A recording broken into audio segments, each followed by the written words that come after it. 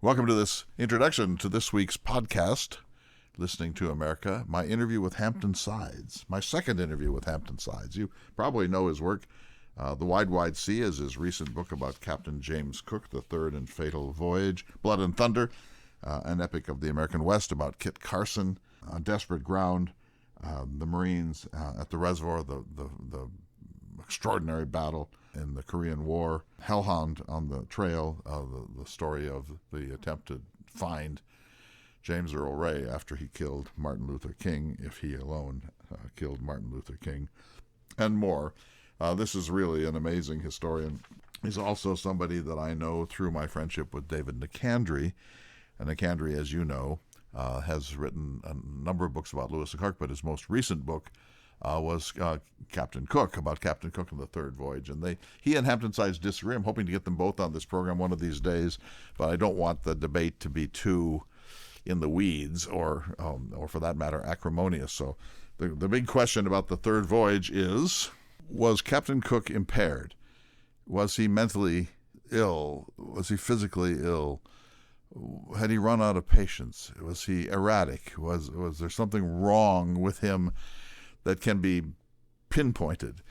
Was he not at full strength? And the view of most of the Captain Cook scholarly community is that he was impaired and that he wasn't his usual self, and that's partly why he got himself killed in Hawaii. But the other view, held by our friend David Nicandri, is that no, he was just fine, that things went wrong in Hawaii, but these things could have gone wrong at any time in his long and illustrious career. That the real purpose of the third voyage was to find a northwest passage from the west to the east at the top of Alaska. He went up there. What he discovered, of course, was that Alaska is a massive peninsula stretching west all the way to Russia. It's all fascinating, but today we really wanted to talk about how do you write history in the 21st century. This, you're probably hearing kind of a leitmotif in my conversations these days, and what I write and what I'm reading and what I'm doing by way of our podcast is trying to figure out how do you sort through this moment. It's not just about the election of Donald Trump and all of that. It's we've gone through some really dramatic revisions in the way we see things. So the best thinking in the academic world is a postmodern, post-colonial, post-imperial, post-Anglo-Saxon view, in which people like Cook and Jefferson and Magellan and Lewis and Clark are seen with somewhat jaundiced eyes as spearheads of imperialism and colonial capitalism, destabilizing indigenous cultures for what reason? And then you have the old history, which saw them as great heroes, and everything in between. And so we're rethinking slavery, the 1619 Project. How systematic has racism been in the history of the United States? How deeply culturally racist are we still, even if you don't have a racist bone in your body? What should we do about all these giant questions? So how do historians think about this? How do humanities scholars think about this? How do citizens think about this? How do politicians think about this? And he says in the third section of our conversation today that this isn't a time when we're likely to give Hawaii back to the native Hawaiians. In fact, we're talking about retaking the Panama Canal, taking Greenland, or annexing Canada, none of which I think is likely to happen. But that's where, well, not half, but some significant portion of the American people are willing to listen to a person who makes those claims, like back to the we took it fair and square. Anyway, what a pleasure to talk with Hampton Sides, this great author, who's very friendly, could not be warmer, seemed to really enjoy himself, agreed to further interviews. This is why we changed the program from the Thomas Jefferson Hour, which I know many of you miss, I do too, to Listening to America, because my goal is to try to figure this experiment out. Who are we? What relation do we have to the ideals of the Founding Fathers? What were we expected to be? And what would vindicate the taking of the Western Hemisphere? In other words, we took it. There's no question about that. From 100% indigenous sovereignty, we're down to about 3% in North America. And that this hemisphere was fully peopled. And those people were not Christians.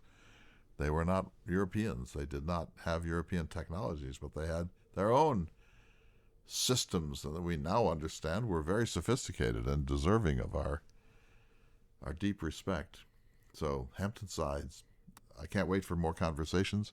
Are also going to produce at the same time my previous interview with him, which failed technically because there was a glitch in Zoom technology at that time.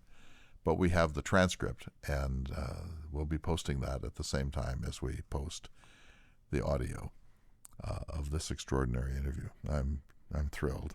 Let's go to the show.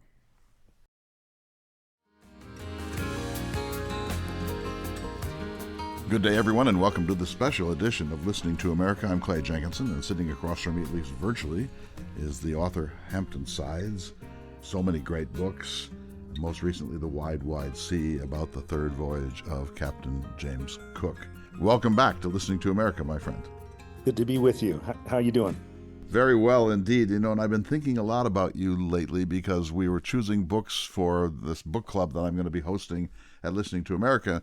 And one of them that I'm recommending, of course, is your book on Kit Carson, which there's way more than just about Kit Carson, as are all of your books, frankly. But the most recent book was The Wide, Wide Sea, about Captain Cook, and you and I share a friendship with a man named David Nicandri, and we've had a conversation about that, and the transcript of that will appear alongside this edition of Listening to America. But I wanted to start this way, sort of where we left off last time. In writing about someone like Captain Cook today, you have to wear a set of lenses that you would not have had to wear even in 1970. What I like to call the cultural revolution in American life, women's studies, black studies, Chicano studies, urban studies, environmental studies, a kind of revision of everything that we have thought about American history. You take on a subject like Captain Cook, and there's an immediate sort of the scratching of the record. Isn't he just some sort of imperialist who was the spear of the colonization of the world, and et cetera, et cetera? And so when you started this book, you couldn't have been more than a millisecond into it without realizing, I'm going to have to address that, and I want to address it in a really smart way. Yeah, I like to watch Bill Maher, who talks about this problem we have in our country of the pendulum never stops somewhere in the middle. It's a constant series of overreactions. I think that what we had in the starting, perhaps as you suggest, in the 1970s, we had this reaction, which ultimately became an overreaction, which is we don't hear from Black folks, we don't hear from indigenous people, we don't hear from the Polynesians in the case of Captain Cook. We need to start studying those perspectives and get those stories into the narrative. It was just the white dudes, the great explorer doing the great work, mapping the world, conquering for the empire, great lands. So the pendulum started to swing in this other direction, and then it got to be, this kind of PC thing, where it was just like we can't even talk about the white guy anymore and his explorations. We got to just focus on these other kinds of the critiques of the white guy, let's say. With my book, I really did try to capture this pendulum when it was somewhere in the middle, in that middle part, because, Captain Cook himself was just so fascinating, so consequential. His voyages were so meaningful and really did change the world in all kinds of ways, both positive and negative. But I did want to bring in, and I do bring in as much of the oral history, as much of the anthropology and archaeology as I can cram into the things to try to give you a three-dimensional view of these voyages. This final voyage of Captain Cook is really the focus of the book. Yeah, and I would hope that maybe we are somewhere in the middle now. We can talk about these stories again without having to focus on one end of the pendulum swing. I hope we're there. Hope we're mature enough as a culture to see these stories for what they were. It was very complicated, multicultural things. The reaction to the book's been interesting. I have had some people who said it was way too woke, and I've had some people who said it was way too, what's anti-woke? Triumphalist, Eurocentric, whatever. Yeah, Eurocentric, toxic masculinity or whatever. So I feel like I'm doing my job pretty well when I can get the critiques on both sides. I must be somewhere in that magical middle that I was striving for. Yeah, excellent start. Thank you. I'm talking to Hampton Sides, and for the moment we're talking about his book, The Wide, Wide Sea, about the third and final, the fatal voyage of Captain James Cook. You have a couple of different agendas, I would think. So one is, how do you tell this story in the 21st century? That's a deep commitment. How do you tell this story at a time of reaction against Eurocentrism and the imperial moment and so on? I'm sure you have a personal view of all of this, but you also have to have a writer's view of this. You have to sell this book. This book has to be accepted. You have to pass muster with academics. You have to pass muster with indigenous people. You have to pass muster with publishers and reviewers. It's a strategy, isn't it? It's not just, I'm going to write this story and thank goodness I'm more sensitive to these multicultural questions than my predecessors were. I worried about that and wondered about it. Like, how are you going to make a story about a captain from 250 years ago who wore a wig and represented the empire? How are you going to make it interesting for a modern American audience? And one of the ways you do that is, you do have to peel back the layers of, what we think we know and just go back and remember what it was like to venture into the unknown, what the risks were, what the, just the classic qualities of any seafaring tale, like, oh my God, they were risking their lives, seems like at every turn, and there was horrible diseases, and the shipboard conditions were horrible. We all know that those kinds of things are interesting to readers, like vicarious adventurers. Also, it's almost a little bit like escapist literature. It's like I'm getting in a time machine as a reader, and I'm going to go back to the 1770s, and I'm going to try to be alive during those times. Imagine what it was like to be crammed into those ships, going to the other end of the world, to places that had never been mapped, to encounter cultures that had never been seen before. There's a reason why seafaring tales have just been one of the classic genres forever. It's just something about getting in a ship and going to the great beyond. It's a classic and will never get old. When in talking about this critique of Cook, I did not want to lose sight of the classical elements and the joys of a far-flung seafaring adventure. So that's one thing that I had to do. Another thing was to kind of embrace this controversy that we're talking about. Even as I was researching and writing the book, every couple of months there'd be another story about a Captain Cook statue being yanked down, or his head being chopped off, or splattered with red paint. And I was like thinking, well, is this good or bad for my book? And I decided it was good. It was good because he's controversial, he's contemporary. There's something of a pulse there that is going to be good as long as I embrace it in the proper way and to sort of confront it head on.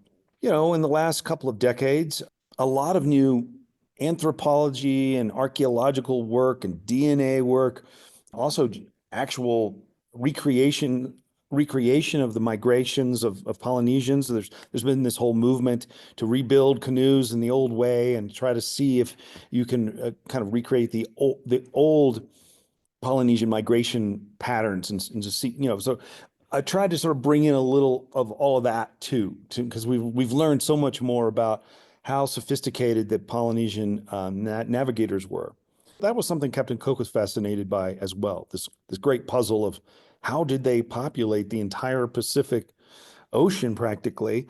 How'd they do it all those many years ago? And so I've tried to bring in all that stuff to make it feel contemporary, kind of a modern lens. I hope, at least, that modern readers will enjoy and get something out of. Yeah, thank you.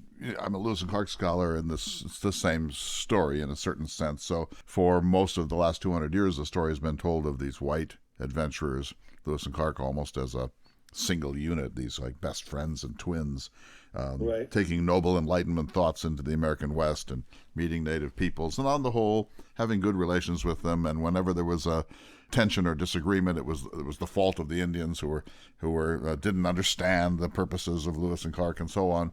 And that was an interesting story. And then along came James Rhonda in 1984 with a famous book called Lewis and Clark Among the Indians. And it was amazing, Hampton, because all he said was, what if you just reversed the lens for a moment and looked at this through native eyes? What would you discover? And it turns out It's an amazingly richer story. It's so much better. And I hope it's a kind of a paradigm that, will continue. So when you are writing this book, you're trying to incorporate all of these things. Of course, there's a heavy, heavy paper trail in Captain Cook's studies. You could spend the rest of your life reading books about Captain Cook that were written before your lifetime. And it takes a certain, I'm going to put this, I hope that you take this in the spirit in which I'm offering. It takes a certain temerity to jump into that zone because the New Zealanders have really claimed this story, right?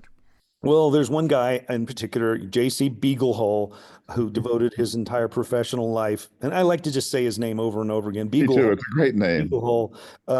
He was a Kiwi, but he spent most of his research career in the archives in England, reading the journals and the logs and cross-referencing them and annotating them and publishing all this stuff. And then while simultaneously working on this massive doorstop of a biography of Captain Cook, which he couldn't even finish because his son had to take it to the finish line because Beaglehole died.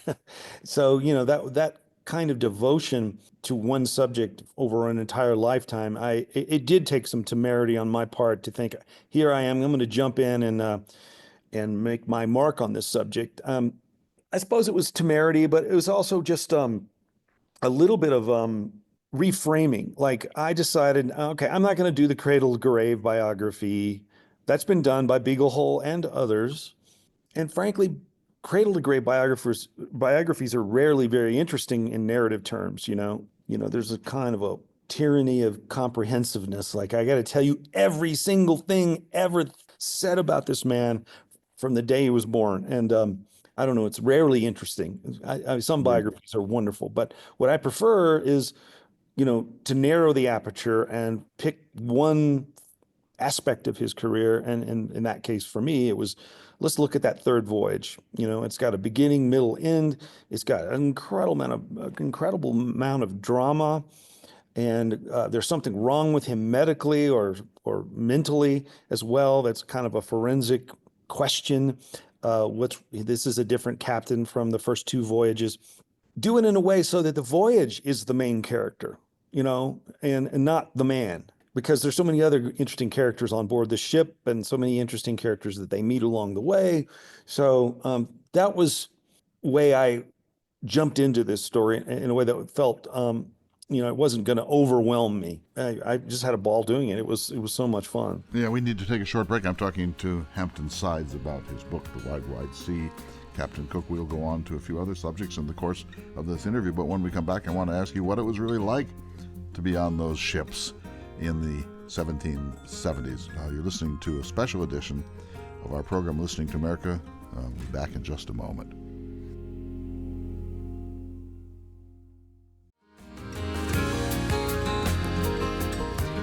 Welcome back to Listening to America. I'm talking to Hampton Sides. This is our second conversation. I hope we have many more. I loved your book. I have a friend, as you know, David Nicandri, who's written about the same thing, and we're both fascinated by this story, partly because Lewis and Clark saw themselves as a land-based version of what Cook had done. In fact, as you probably know, Lewis famously said here in North Dakota as they were leaving Fort Mandan on April 7th, 1805, our little fleet, although perhaps not quite so respectable as those of Columbus or Captain Cook, were still viewed by us with as much pleasure as those deservedly famed adventurers ever beheld theirs, which is a great statement, a little over the top maybe, but that's one of those heroic moments when you write for posterity. Nicandri and I have been thinking about this for a long time. My daughter, who has just finished a DPhil at Oxford, wrote about the apotheosis of Captain Cook on the third voyage and that whole dense, fascinating, controversial subject. So it's a real pleasure to be able to sit down with you in this way. So one of the things that I've loved about your book was having the sense that I could almost feel what it was like to be below deck on that boat, that ship. I mean, it just sounds awful. With no place for human excrement to go, really, a lot of stench, taking animals to Tahiti, discipline problems, the severity, the disciplinary severity of these voyages, etc., etc. It sounds like a nightmare. I mean, I was on an airplane the other day for 9.5 hours, and I wanted to tear my hair out. What was it like? I mean, you must have tried to really imagine this. Yeah, I mean, it certainly was not a carnival cruise for these sailors.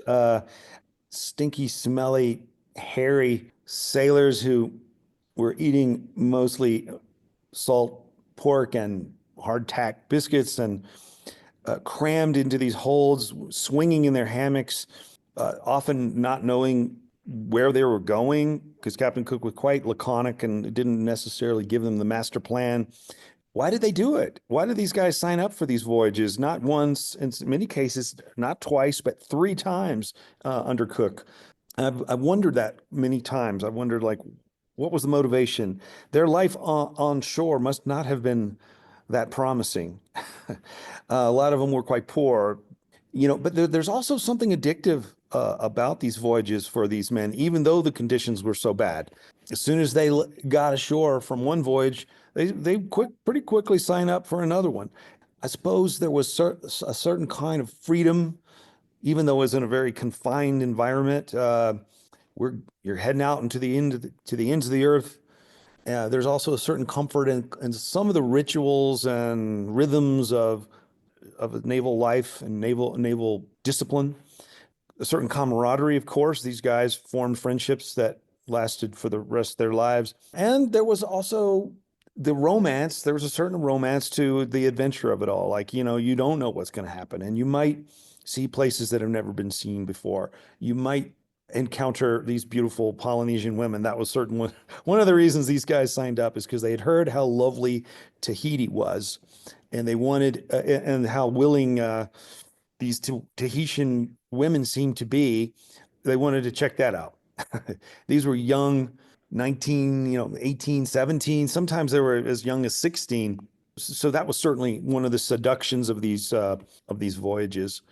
But yeah, gosh, the conditions were terrible, and Cook was unusual among the captains of his day for at least trying to make the conditions a little bit better, making the food a little bit better. He understood the germ theory in some intuitive way that was like constantly scrubbing the decks, constantly keeping, the galley clean, making sure the men ate fresh food in addition to their salt pork, so that they wouldn't get scurvy. His ships were a little bit better than the average, maybe a lot better than the average British ship to serve on. And I get a sense from your book and from others that he was a really remarkable man, a decent man, solicitous of the lives of the people that worked under him, understanding also the British class system then and now, that he was interested in their hygiene. He made sure the decks were scrubbed. He didn't want scurvy to disable the ship. And what really impressed me was how much he wanted to avoid kind of disgusting exploitation of native peoples, that he understood the men would want to have sex, and he understood all this, but he didn't want to destabilize these cultures. And he takes us back to the Star Trek paradox, like the mission objective for Captain Cook is not to destabilize the planets he lands on, and of course he destabilizes every single one and turns it into a nation democracy. But that's pop culture, right? Yeah, yeah. Although Star Trek is said to have been largely influenced by Cook's voyages, and Captain Kirk was kind of based on Captain Cook. Going where no man had gone before, a famous line paraphrased from Captain Cook. Right. There was something about, in those days, going as far as they were going to these places on the other ends of the earth. It might as well have been the moon or Mars or other galaxies, because when they left Plymouth, there was no communication. There was no news coming from these voyages. They were jumping off into the ends into the end of the earth, and they couldn't know whether they would ever be back. I mean, they literally couldn't know if they would ever see home again. Right, and they did go in peace, just like Captain Kirk. I mean, they certainly had weapons and they anticipated some conflicts, but by and large, they went to gather knowledge, to spread knowledge and spread English culture too. I mean, they were like but they did go in by and large in peace, and that, I guess, is another reason Cook's voyages are studied so much and romanticized, is that they were really a kind of an extension of the Enlightenment in a way. Like we're here to gather knowledge, not to conquer these people. But they were, they certainly were working in the interest of the empire. Yes, the English were competing with the French and the Russians and the Dutch and the who else? The Spanish, of course, to carve up these lands. This was a part of a much larger enterprise, and Cook certainly was aware of that. But you can see in his journals, he's much more excited when he's describing either trying to puzzle out some map making question or encountering some culture for the first time and trying to understand who these people are. That was really what fired him up on these voyages. Yeah, when you say, and I'm just quoting you now, went to gather knowledge and was an exemplar of the Enlightenment, I can hear a revisionist rolling his or her eyes saying, oh, for Christ's sake, yes, of course they did study the transit of Venus and Tahiti, and they mapped the world, and they made discoveries that are important about how continental land masses work and so on.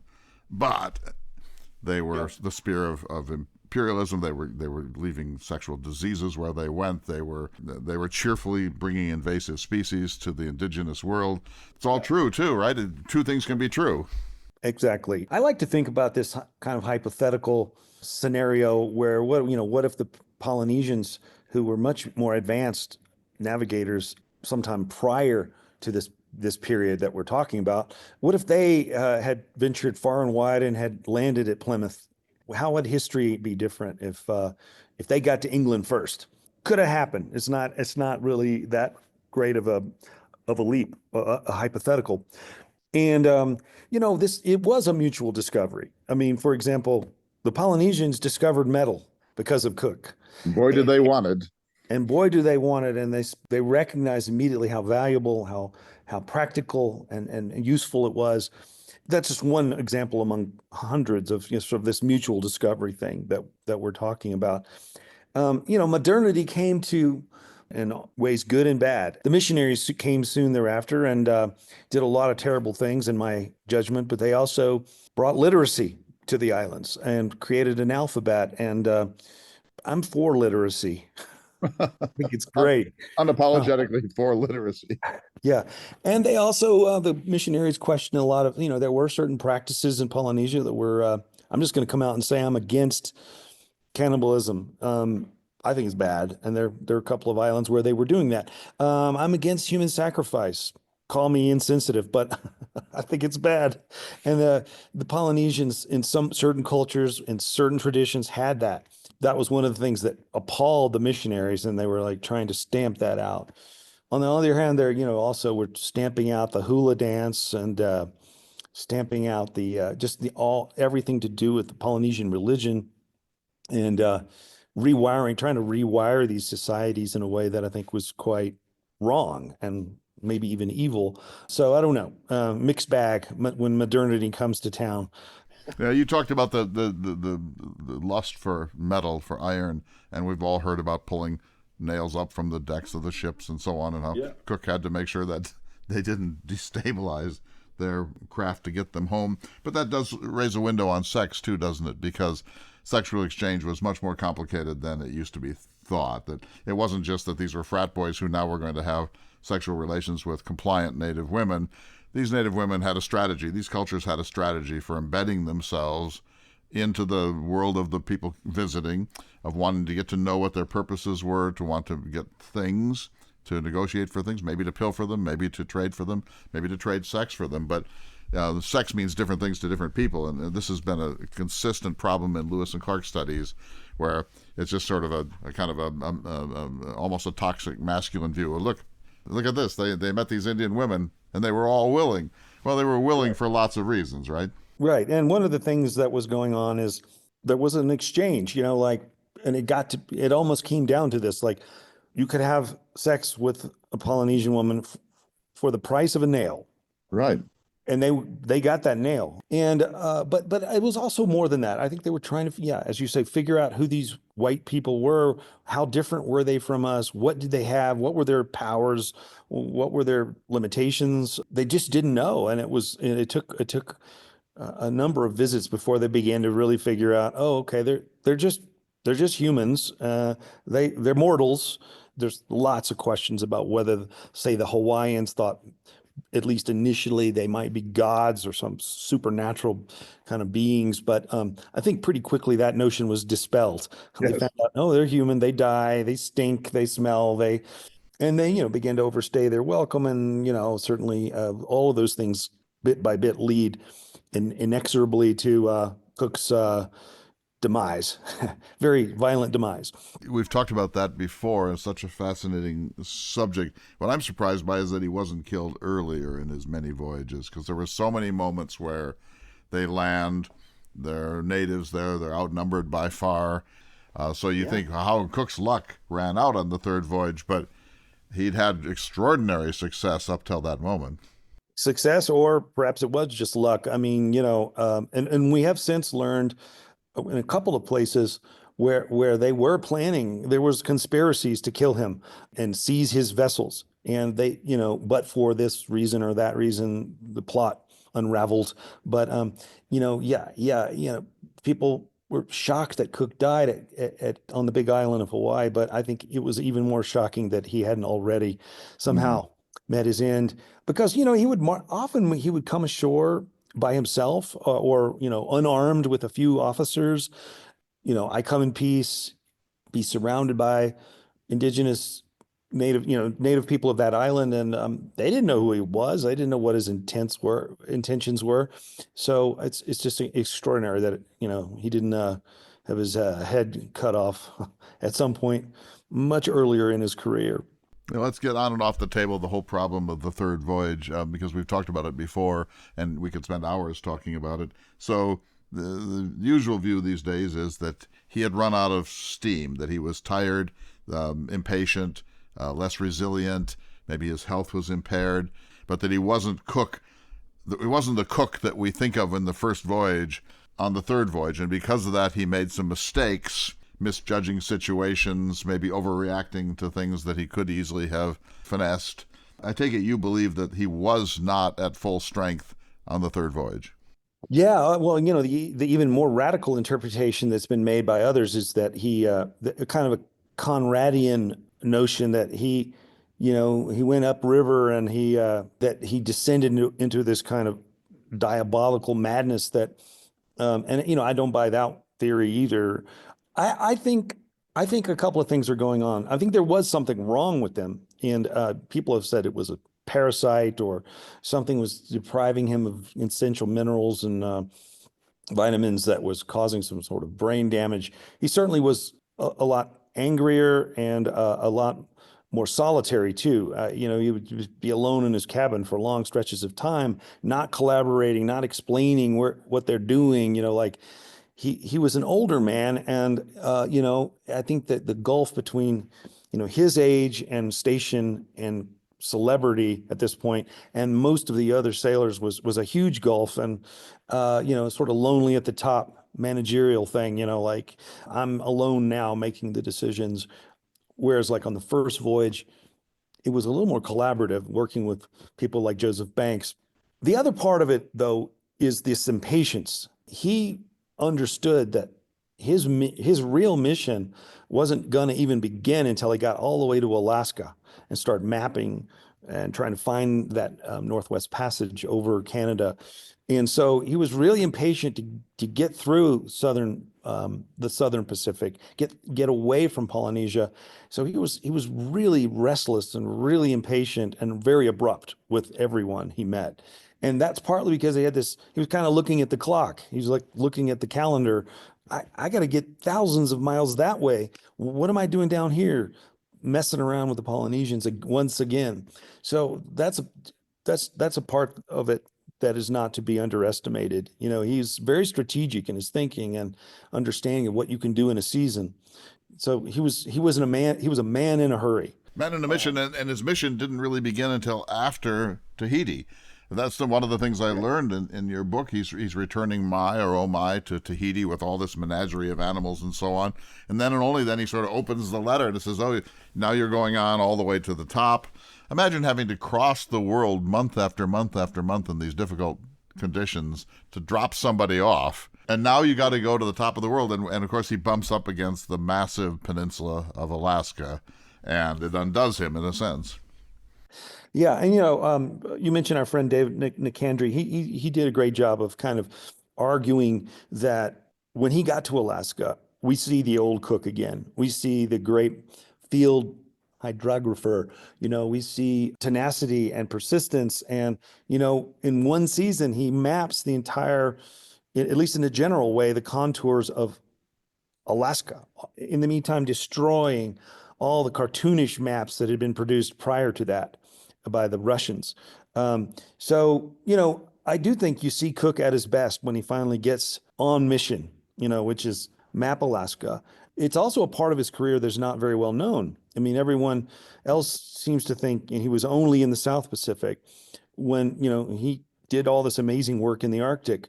And that's something Dave has brilliantly argued in his book. It's like, I think it's this, what he calls it, the palm tree paradigm, the idea that this is an explorer only known for these tropical climates. And here he is doing this extraordinary work in the icy cold latitudes of, around Alaska. So we do see glimpses of the old Cook, but then this other Cook comes back into play. It's more episodic. It's not like he's all bad now.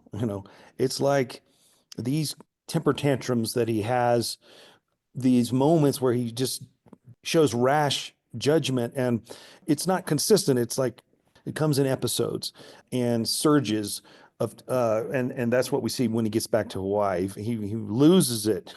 The story of his death is kind of a frenzy. He kind of just loses it one day, marches ashore and tries to kidnap the king of Hawaii, and just things escalate so fast. Yeah, I don't know. It's an interesting question, what was wrong with the captain? And I don't think it was just one thing, like completely different on the third voyage. It's more, episodic, if that makes sense. It does. We have to take a short break here. I'm talking to Hampton Sides. Fascinating. When we're back, I have a couple of quick questions more about Captain Cook, and then I want to change the subject just a bit. You're listening to a special edition of our program, Listening to America.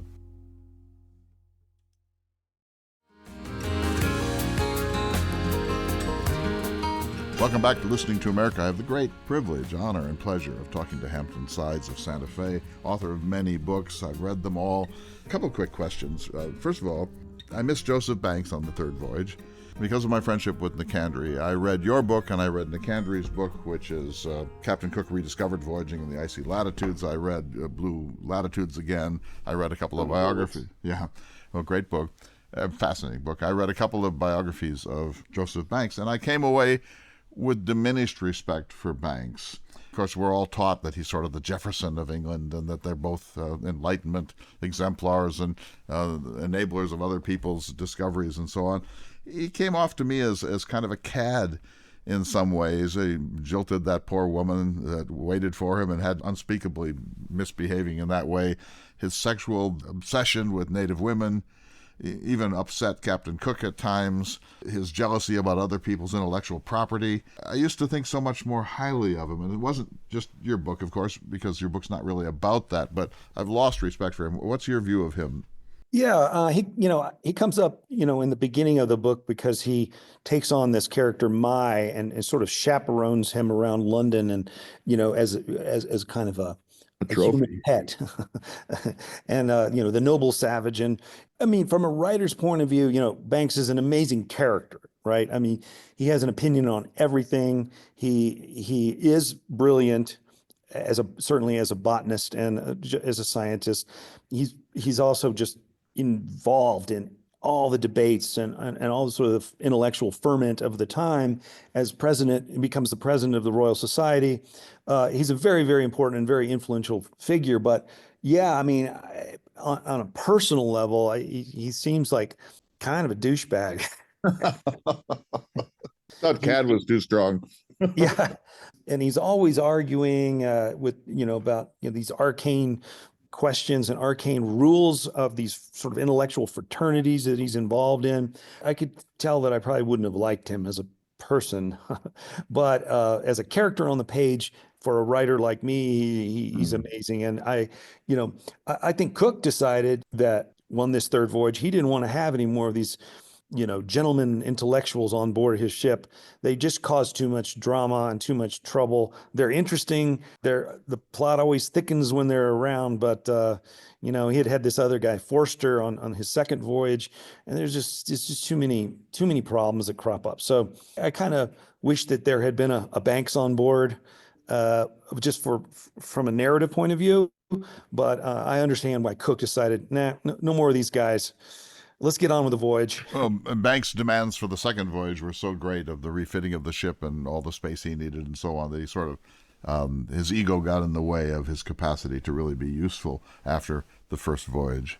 Yeah, yeah. Well, one more thing about Banks, I think, is really important to note is that even though Captain Cook has been the guy whose statues are coming down in places like Australia, it was actually Banks who recommended to the king, let's colonize Australia. And first since it became a penal colony, but it's like he was the grand master behind the imperial plan to colonize Australia and New Zealand. So, but his statues aren't coming down. I don't know why the ire of the Aboriginal people of Australia hasn't been aimed at Banks more than Cook, but that's just the way that's the way it's turned out. Give it time. Let's talk about John Ledyard for a moment. Third voyage, friend of Thomas Jefferson. I want you to unpack this a little bit. So, is it really true that Jefferson convinced him to try to circumambulate the planet? I know he tried, but I don't think that's just Jefferson, is it? No, I think Ledyard was just such a true restless soul. I mean, like a vagabond, man. He had to constantly be on the move. But Cook's voyage that he went on, the third voyage, lit this fire under him to explore, and also lit this fire under him that, there's something very special about the relationship between the Russian Far East and Alaska. Like, it is, we now call it the land bridge theory, but he wanted to explore that part of the world and, get back there. I think there was also an economic interest in, exploiting the fur trade in Alaska, that he knew there was a lot of money to be made. He's an interesting guy, John Ledyard, and he did, after talking to Jefferson, and he got this idea, and he essentially walked. I guess sometimes he was on a carriage or on a Sleigh or whatever. various methods of conveyance, but he essentially walked three-quarters of the way across Eurasia and got and would have gone all the way, except that Catherine the Great, I guess, just decided he was a spy and had him arrested. Amazing guy. To go that far, I mean, just think of it. Think of walking across Russia and getting within a few hundred miles of the Bering Straits and then being arrested and brought in kind of forced marches back to Poland and told never to return.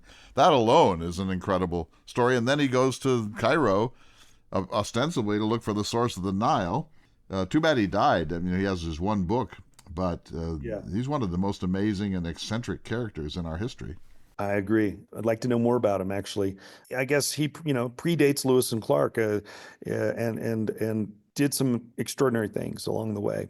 According to the Jefferson world, Jefferson tried to convince him to have a yardstick tattooed on his arm so he could measure stuff. And Jefferson even said that maybe he wanted to tattoo notes and data on his body since he wouldn't, be burdened with giant notebooks. A lot of this still needs, I think, to be unpacked. So a different kind of a question. Why do we have Hawaii? I mean, there's a move to, Hawaiians want Hawaii back. It's pretty interesting, isn't it, that we're in this time where there's kind of a land back movement amongst Native Americans. We know we overreached in some respects. I understand why we wanted a coaling center in the Pacific, but what do you make of this kind of notion that maybe even Hawaii should be returned to indigenous people? Well, there is a very vibrant sovereignty movement in Hawaii, particularly on the Big Island. When you look at the history, follow after Cook, how it kind of became part of a British possession first, the Sandwich Islands, and then how the American entrepreneurs kind of seized on that. I guess at first it was the whalers and and American missionaries who kind of took over, and then like the fruit companies, and basically at a certain point we just stole it. I mean, Right. we Just took just it. we just took it. We want it. It's a great place to reprovision our ships, and uh, it's, it's part of our expansion as an empire. So I understand why the indigenous people want it back. In the current environment, when we're actually talking about maybe taking Greenland or Gaza Canada. or Panama, I don't think we're going to give back Hawaii during the Trump administration. But I understand the reason why the indigenous Hawaiians are pissed off. Um, I don't think their economy could work if they were an independent nation. It would be devastating. I mean, they're so tied to the United States now, and to a certain extent to Japan and a handful of other countries that have a lot of interest and influence there. So I think it's a pipe dream in the end, but I understand where it's coming from. I agree with that entirely. I just want to turn the subject to your career for a moment. So, born in 1962 in Memphis, Tennessee, a history degree from Yale. You've been honored in so many different ways, and you're on many boards and learned societies as a member and often as an officer. You've written about Kit Carson and the epic of the American West, Ghost Soldiers, the forgotten epic of a World War II most dramatic mission, a book about the assassination of Martin Luther King, a book about the key battle in the Korean War. I hear epic in your titles quite a bit. You seem to have a fascination with these big, almost global stories where they're not just skirmishes. It's not like invading Grenada or Panama. These are big moments in American history. What's the common thread in your commitment as a storyteller? Yeah, that's a good question. And I do cringe at the word epic sometimes. It's used way too often in subtitles, not just my books, but a lot of others.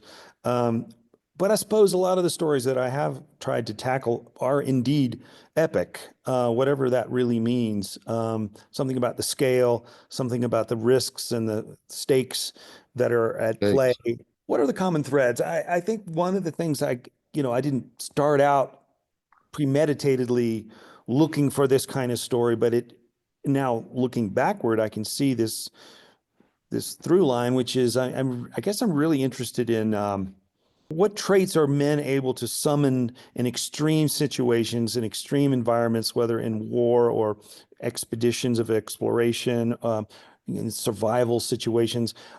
What traits are we able to find within ourselves to get through an ordeal? I could also be accused of historical ADD. I jump around all over the place, Korean War, now Captain Cook, 1770s, different time periods, different geographical parts of the world, different atmospheres. I get tired of the same thing. I really admire, but I can't fully understand writers who just keep chipping away at, let's just say, World War II. Yeah, speaking of jumping around, you're now working on the Sand Creek Massacre. I was at Sand Creek last year. You have to want to go there, but I went, and it is really extraordinary. It's remote, it's eerie. Then I went to the exhibit at the museum in Denver that had caused controversy, and it was rewritten. It's fascinating. But here's my question for you. So everyone knows 1864, a militia group from Colorado goes out to Sand Creek and winds up essentially massacring Cheyenne natives who are operating under a white flag of truce and so on. Here's my question for you. How can we understand this story when it seems so just absolutely appalling? It feels like My Lai on steroids. How can we understand the story if we don't grant some agency to the white people of Denver that just felt that this was the righteous thing to do? I don't know. I'm still burrowing into this subject and Right. trying to figure out how to tell it. I've written, 3 or 4 or 5 chapters now. It's mainly for me going to be a story of certain characters and just following them. And yeah, kind of I go back and tell the story of kind of like the gold rush that led to the creation of Denver and this sudden influx of all these people. Two people in particular. One is a Methodist minister by the name of John Chivington, who will lead this massacre. One of the extraordinary things about this massacre is that it was It was masterminded by a man of the cloth, and a guy who was on the right side of history when it came to the cause of abolitionism. And yet, he thought Native Americans did not have souls, and that they were vermin and must be just extinguished from the landscape. And he's an interesting character, a villain in many ways, but larger than life. And I really look closely at him. It's not a biography of Chivington by any means, but he is certainly one of the lead characters. And then the guy who defied his orders at Sand Creek, a young captain named Silas Soule, comes from a very interesting family of abolitionists in Maine, a family who knew Walt Whitman and Ralph Waldo Emerson, and they were kind of these utopians who lived in a commune, very much like Brook Farm, and Mm-hmm. then decided to move to Kansas to be part of the whole Bleeding Kansas thing. This young man, Silas Soule, in his teens, becomes involved in the Underground Railroad, and he gets to know John Brown and gets involved in his escapades. That was pretty violent times, actually. And then somehow or another, he ends up in Denver and fights under Chivington at the Battle of San Glorieta Pass in New Mexico. Admires Chivington, thinks this is a great guy, but then at Sand Creek, he defies Chivington's orders, like, I am not going to do this. And he makes his whole unit stand down, and Chivington threatens to court-martial him or even hang him for being, for insubordination. Ultimately, Silas Soule testifies against Chivington in courts of inquiry, and very boldly, and endures a lot of death threats. And then one day he is gunned down in the streets of Denver, and a lot of people think that it was one of Chivington's guys who did it. So it's really in some ways a story about. It becomes almost like a courtroom drama of, like, speaking truth to power, and standing up to your commander if you disagree with orders. And that kind of bravery, that kind of moral courage is just fascinating to me. And it's the only way I can figure out how to tell the story of Sand Creek, because it is so abominable. It's just so horrifying. If there's not some heroic threads running through it, there's a few others as well, in addition to Silas Soule. I also, I'm kind of telling the story of the end of a way of life in this case, for the Cheyenne and Arapaho people, following the buffalo, migrating with the buffalo. This is pretty much the end of their story, that lifestyle. And it's kind of an elegy to that, I suppose. I got a long way to go. When can we expect this book to appear? If you ask my editor, in just merely a year, but it's probably going to be 2 or 3 years, by the time it's literally out in the bookstores. When I drove out to Sand Creek last year, I thought, whoa, this is a hell of a long way from the Front Range. The Cheyenne were no immediate threat. That they're almost on the Kansas border. That's no white people wanted that land yet. That was land that would be homesteaded later. But this was a people living under a truce, a long way from trouble, and yet somehow Chivington and others talked themselves into believing there must be chastisement. Trouble found them, and they kept sort of moving them around. The Black Kettle and his band of Cheyenne Indians, like, no, you go over here. No, you go over here. And, the area that they were allowing him to operate in was just shrinking to this place where, when you go, you saw it, it's windswept, it's bleak, it's dry. There's hardly any water. There's hardly any water in that creek. How they were even able to survive there, I don't know. But it was just like constantly diminishing their opportunities and sticking them farther and farther out there. And yet trouble found them anyway. And it seemed like Black Kettle could not avoid it, even though he was consistently the Cheyenne chief who advocated for peace. And ultimately, it was Custer who killed him, just a few 4 years later. Trouble found Black Kettle once again, and he and his wife were killed by Custer. So that's another part of the story is Black Kettle and kind of Indian, our Indian policy at that time. It was just sobering when you really dig into what was being said in Washington, what the very few options were for these tribes, these migratory tribes that had followed the buffalo for a long time. it's something that is really occupying all my energies right now, trying to figure out what happened. They recently, as you know, created it turned the site into a national historic, I guess it's called is it a monument, historic monument? I think that's what they call it. And it is very remote. It's very hard to get to. You really have to really want to be there. And yeah, it's ethereal. It's spooky. It's a spooky place. Spooky, it's very spooky. We got to leave it there for the moment. So I hope we can come back for another couple of conversations. I want to ask you in our next conversation. I want to ask you about America at 250. Here we are about to celebrate our 250th birthday. It's such a crazy, troubled, hard to understand moment, and I want to work with you to hear your reflections on how we got here and what this signifies and where we might be headed. I know those are impossible questions, but I think our listeners would be thrilled to hear you talk about it. So I'll set up another conversation as soon as we can. I've been interviewing Hampton Sides, the author of The Wide, Wide Sea and many other books. Thank you so much for your time today, sir. It's been a real pleasure, as usual. Let's do it again. Thank you. We'll see you all next week for another important edition of Listening to America.